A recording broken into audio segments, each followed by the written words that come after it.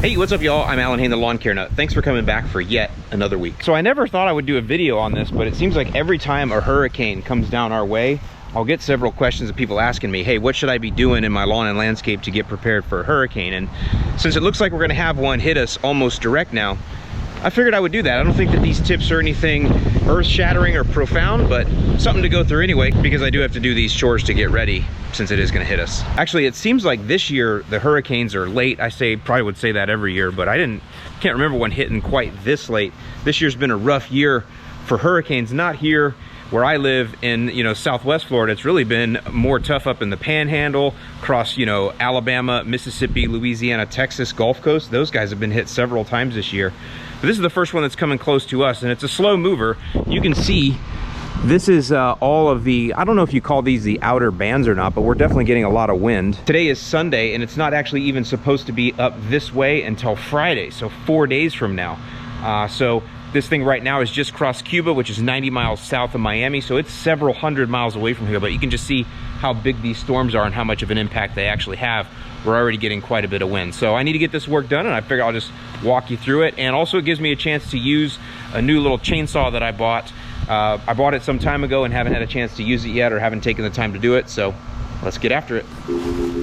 So the first thing is, these are my foxtails. Now these are what are called self-pruning palms, and what I mean by that is when they're ready to drop their fronds, they drop on their own. That's what all these rings are. Every time one of these comes off, it creates a new ring. They're self-pruners. But you do want to go through. You can see I got a seed pod hanging off there, and it looks like this one here is ready to come off, but it might need a little help. So any of those that look like they're about to come off or could come off, you're going to want to rip those off on your own. So you'll rip those off ahead of time. Normally you would let these all fall off on their own. You don't want to pull them off. You want them to fall off naturally, but before a hurricane like this, you would go ahead and give them an assist. So I'm going to go ahead and cut those off there.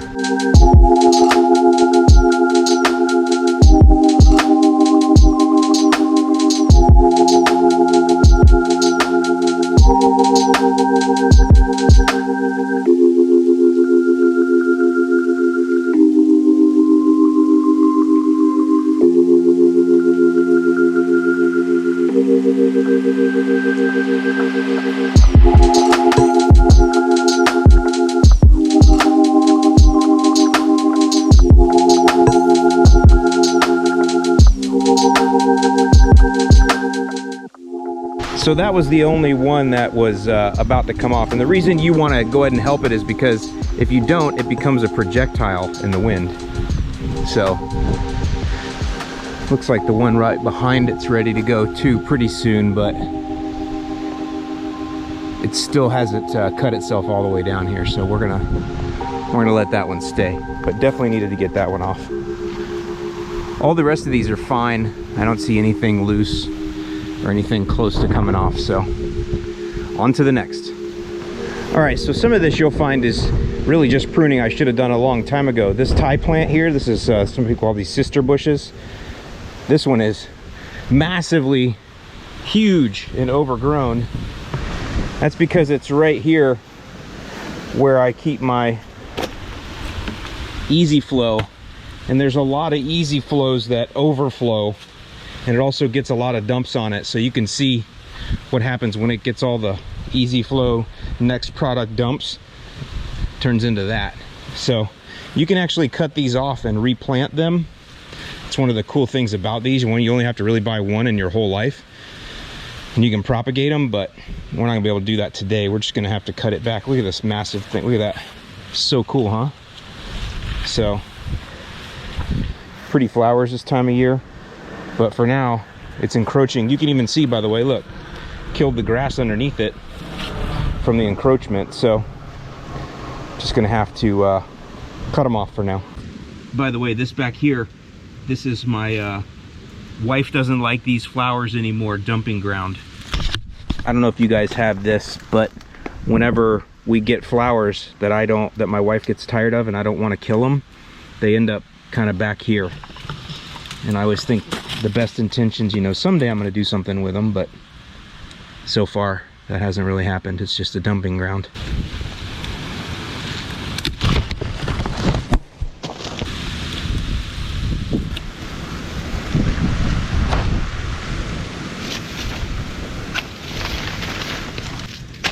One thing about Thai plants, they're very messy.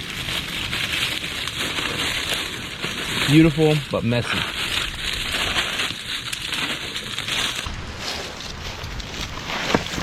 Another thing I'm gonna do while I'm here, take my flag down because don't want it to get destroyed.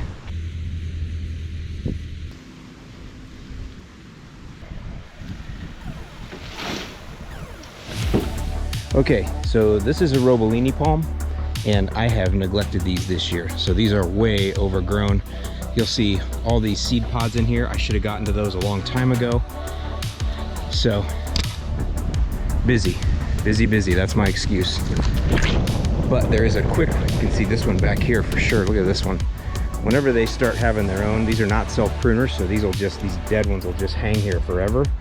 Looks like Snuffleupagus. Whenever you start getting that look, you are definitely overdue for a pruning. So in the past, I would come in with loppers like this, and I would cut each one of these like this.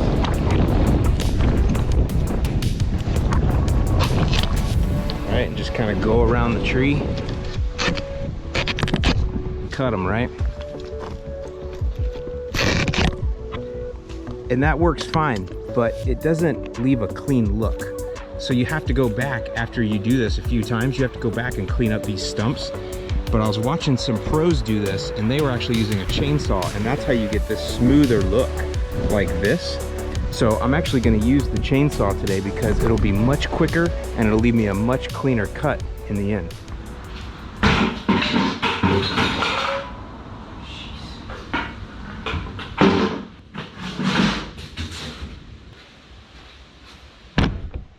There it is. I don't know the model number on this little guy. There it is, CS2511T. But look at the little fella. It's so cute, so tiny. Look at it.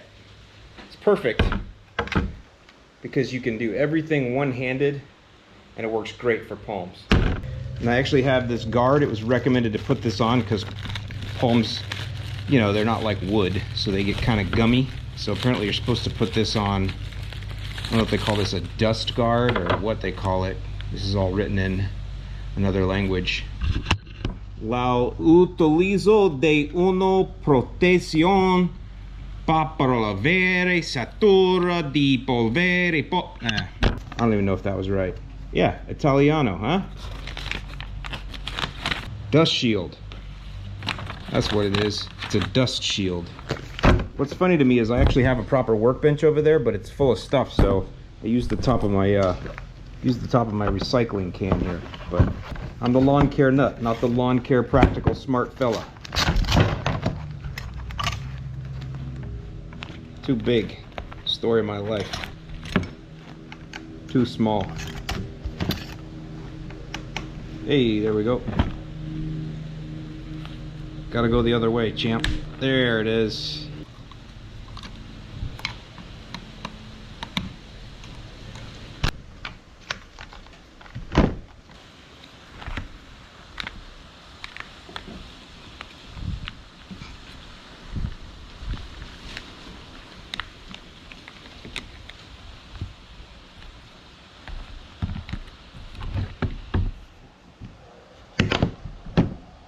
I don't know what happened to the directions. Man, I gotta clean this place.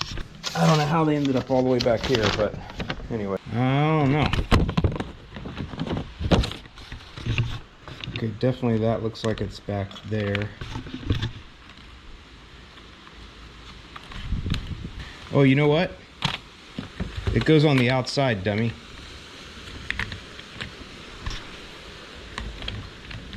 It actually just goes on the outside. Listen, I never said I was smart, okay? But I do figure things out eventually. Really, I just wanted the excuse to feel like I was AVE for 2 minutes. All right. This just goes over here like this. That's all it does. So it doesn't go on the internals. It just sits right there. That's all it does.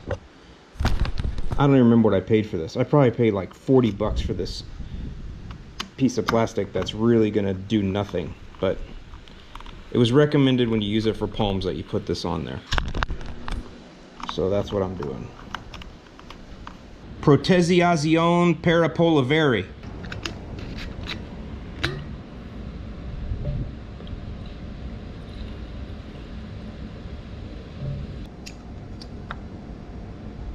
Yep, plenty of bar oil. So I did use this one time quickly just to test it, so should be good to go. One other thing with Robolini palms, they have giant spikes. I'll show them to you in a minute. So you're gonna wanna wear some sort of gloves. These are not the best protection, but actually, believe it or not, they're just enough, because you're gonna still be careful.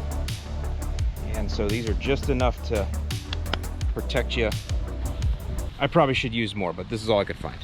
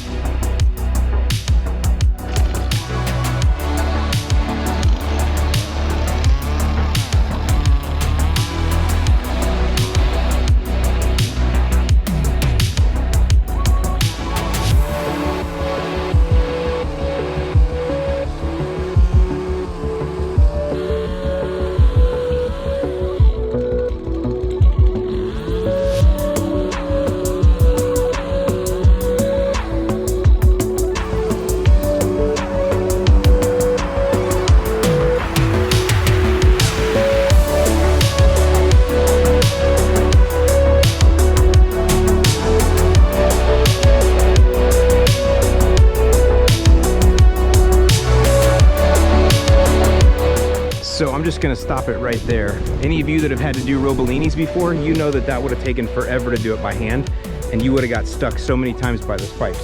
Now, it's not cleaned up yet. I need to go through and clean it up to make it a little bit smoother like here, but still, look at how fast that was. I mean, so much faster. Now, I'm gonna go ahead and do the other ones, and then I'll do a little finish work and clean them up, and they'll be good. And by the way, this stuff will start to come off naturally. I'm not gonna pull this off now, but that's how you get down here to where the palm, where the trunk looks like this. You just peel this stuff off. See, these are all old fronds that have been taken off. So, but either way, I'm gonna get in there and clean that up, finish it up, but I'm almost done with it.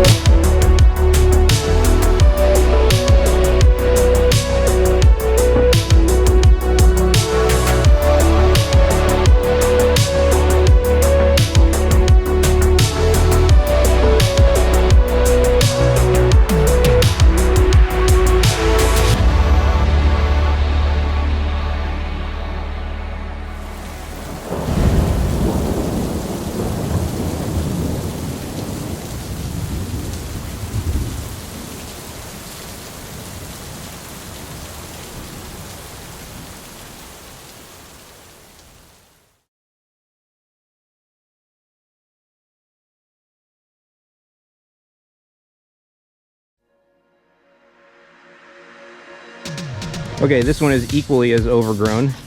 You can see it's got the snuffleupagus going on under there and a bunch of seed pods that should have been cut off a long time ago. So I think I'll try to do this one more in a time lapse. This is a double. It used to be a triple. This one used to be a triple, but one of them broke off, which is common. So it's a double pumper, double trunker. Here we go.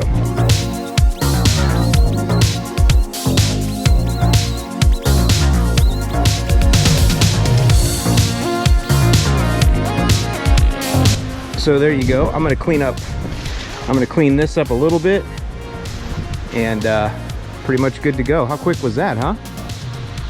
Again, it's all about cutting down on the amount of stuff there is to grab wind, but this needs to be done anyway, not just in front of a hurricane or a trop storm or whatever.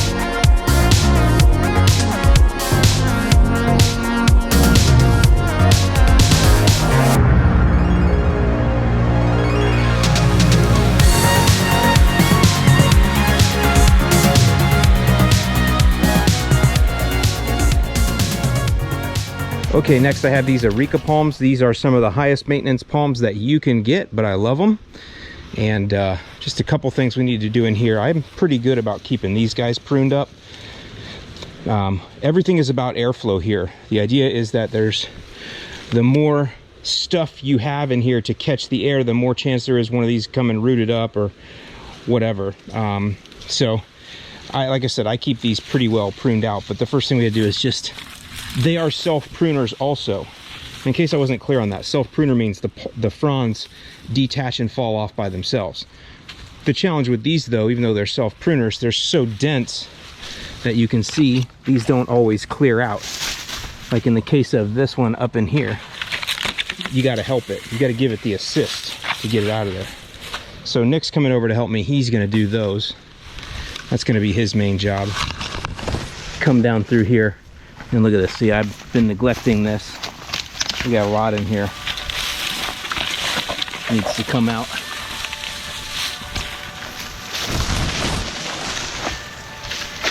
All of those can become projectiles. That's why you got to get those cleaned up. Okay, in the back here, we never had the screen before, but we do now. So I need to be mindful. Actually, that's ready to come off of there. So I need to be mindful of anything that can blow into it. So I got to go down through here. This is maintenance again that I need to do anyway. This is constant because, as I've said, Eureka palms are very maintenance heavy palms. They grow like crazy, which is, again, positives and negatives to everything, but so I'm gonna need to go through here and clear all this out. One thing I will say, if you notice, see how dark green these are? I'll be sharing with you guys my secret palm tree formula to make your palms dominant dark like that. Took me a while to figure it out, but I got it down now. Just look at that, so beautiful. No yellowing at all, no frizzle tip, nothing. Just perfect. So I got Nick on that side of the fence, which is nice, then I can just throw the trimmings over and he can get them and take them to the truck. So the key here is you want to thin these out, again, so more airflow can get through, so there's less for gushing winds to catch onto. But I also do have to consider the reason I have these Eureka palms surrounding the pool cage is for privacy. So there's always a balance between pruning and thinning them out, but also making sure that you don't ruin the reason you have them, which is to keep your privacy. In this case though, I definitely have to get all the ones away from the screen because I don't want them smacking into it in 60+ mile-an-hour winds.